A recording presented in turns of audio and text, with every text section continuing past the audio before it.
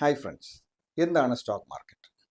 അതിൻ്റെ ഡെഫിനിഷൻ നമുക്ക് എക്സാമിൽ മാർക്ക് തരും, ജീവിതത്തിൽ പണം ഉണ്ടാക്കി തരില്ല. സ്റ്റോക്ക് മാർക്കറ്റിനെ കുറിച്ച് പരക്കെ രണ്ട് ധാരണകളാണുള്ളത്. ഒന്ന്, പണം ഇരട്ടിപ്പിക്കാനുള്ള മാർഗം. രണ്ട്, പാപ്പരാവാൻ വേറെ ഒന്നും വേണ്ട, സ്റ്റോക്ക് മാർക്കറ്റ്. ഞാൻ മനസ്സിലാക്കിയിടത്തോളം ഇത് രണ്ടുമല്ല സ്റ്റോക്ക് മാർക്കറ്റ് ഒരു നീണ്ട യാത്രയാണ്. നമ്മളൊരു യാത്ര പ്ലാൻ ചെയ്യുമ്പോൾ നെക്സ്റ്റ് സ്റ്റെപ്പ് പ്ലാനിങ് എന്താണ്? നമ്മൾ എങ്ങനെ യാത്ര ചെയ്യണം? ബസ്സിൽ പോകണോ, കാറിൽ പോകണോ, ബൈക്കിൽ പോകണോ എന്നതുപോലെ തന്നെ സ്റ്റോക്ക് മാർക്കറ്റ് എന്ന യാത്രയിൽ ഇതേപോലെ പല മോഡുകളുണ്ട് നമുക്ക് യാത്ര ചെയ്യാൻ.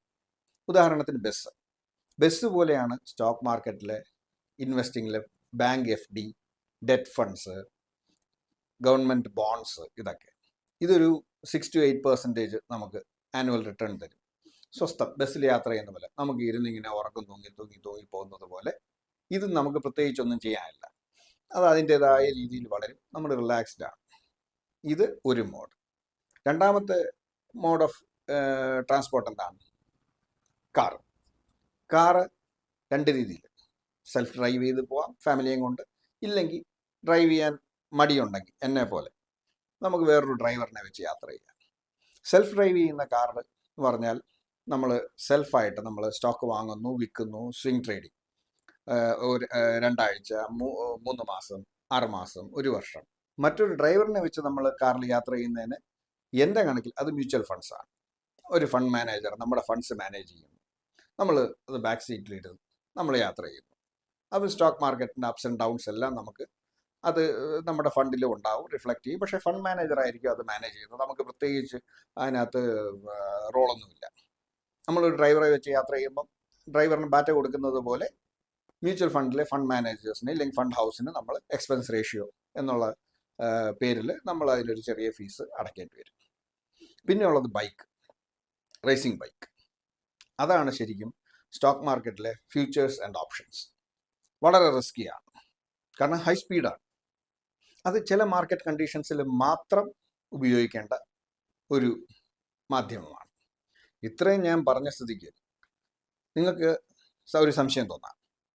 അപ്പോൾ സ്റ്റോക്ക് മാർക്കറ്റിൽ നമ്മളെല്ലാവരും ഇങ്ങനെ ഈ പറഞ്ഞ പല മോഡുകളിൽ യാത്ര ചെയ്തങ്ങ് പോയാൽ മതിയോ? ബിഗ് പ്ലേയേഴ്സ്, വലിയ ഇൻസ്റ്റിറ്റ്യൂഷൻസ്, അവർ മാനിപ്പുലേറ്റ് ചെയ്യാറില്ല സ്റ്റോക്ക് മാർക്കറ്റിനെ, ഇല്ലെങ്കിൽ ഒരു ഷെയറിനെ അവരുടെ വരുതിയിലാക്കി നമ്മളെ ഒന്നും ട്രാപ്പ് ചെയ്യാറില്ല? ഉണ്ട്, തീർച്ചയായിട്ടും ഉണ്ട്. അത് നമ്മൾ യാത്ര പോകുമ്പോൾ ഇല്ലേ? നമ്മൾ യാത്ര ചെയ്ത് പോകുമ്പോഴായിരിക്കും ഏതെങ്കിലും ഒരു VVIPയുടെ വാഹന വ്യൂഹം വരുന്നു, നമ്മളെല്ലാം മാറ്റി നിർത്തും. എന്നിട്ട് അവർക്ക് വേണ്ടി സിഗ്നൽസും എല്ലാം ഓഫ് ചെയ്യും.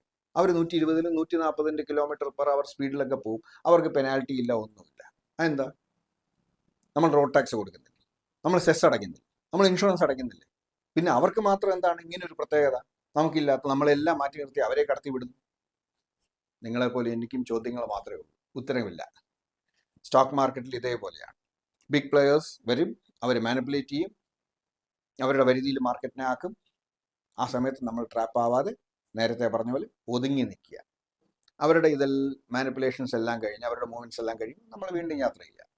ഏകദേശം 50 വർഷം മുമ്പ് നടന്നതായിട്ട് ഞാൻ കേട്ടിട്ടുള്ളതാണ്. അന്ന് ഇന്ത്യയുടെ പ്രൈം മിനിസ്റ്റർ ശ്രീമതി ഇന്ദിരാഗാന്ധി ആയിരുന്നു. അവരുടെ മകൻ ശ്രീ സഞ്ജയ് ഗാന്ധി, കോൺഗ്രസിലെ സമുന്നത നേതാവ്, അന്നത്തെ ടോപ്പ് മോസ്റ്റ് ഭയങ്കര ഇൻഫ്ലുവൻഷ്യൽ ആയിട്ടുള്ളൊരു ലീഡറായിരുന്നു. ഇന്ദിരാഗാന്ധിയുടെ കാലം കഴിഞ്ഞാൽ രാജ്യത്തിൻ്റെ അടുത്ത പ്രധാനമന്ത്രി സഞ്ജയ് ഗാന്ധി ആയിരിക്കും എന്ന് ഉറച്ചു വിശ്വസിച്ചിരുന്ന ഒരു കാലഘട്ടം. സഞ്ജയ് ഗാന്ധി ഇതേപോലെ ഡൽഹി വിമാനത്താവളത്തിൽ വന്നിറങ്ങി. അദ്ദേഹം നേരെ അദ്ദേഹത്തിൻ്റെ വാഹനത്തിൽ കയറി. അന്ന് പതിവ് എങ്ങനെയാണെന്ന് വെച്ചാൽ, അദ്ദേഹത്തിൻ്റെ വാഹന വ്യൂഹം പോകുമ്പോൾ മറ്റുള്ള എല്ലാ വാഹനങ്ങളെയും മാറ്റി നിർത്തി സ്ട്രീറ്റ്സ് എല്ലാം ക്ലിയർ ചെയ്ത് വിടും.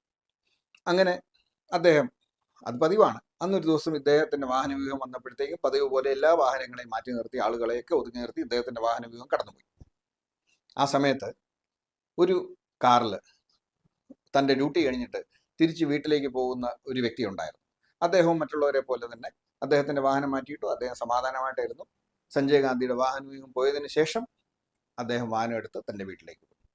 അത് മറ്റാരും ആയിരുന്നില്ല, സഞ്ജയ് ഗാന്ധിയുടെ സ്വന്തം ജ്യേഷ്ഠൻ ശ്രീ രാജീവ് ഗാന്ധി. അതിനുശേഷം എന്താ സംഭവിച്ചതെന്ന് നമുക്ക് എല്ലാവർക്കും അറിയാം ചരിത്രം. ഞാൻ പറഞ്ഞതിൻ്റെ ഉള്ളടക്കം ഇതേപോലെ ബിഗ് പ്ലേയേഴ്സ് വരുമ്പോൾ നമ്മൾ ഒതുങ്ങി നിൽക്കുക, proper risk management, proper position sizing എന്നിവയെല്ലാം ഉപയോഗിച്ച് സൂക്ഷിച്ച് സ്റ്റോക്ക് മാർക്കറ്റിലൂടെ യാത്ര ചെയ്ത് ലക്ഷ്യത്തിലെത്തുക.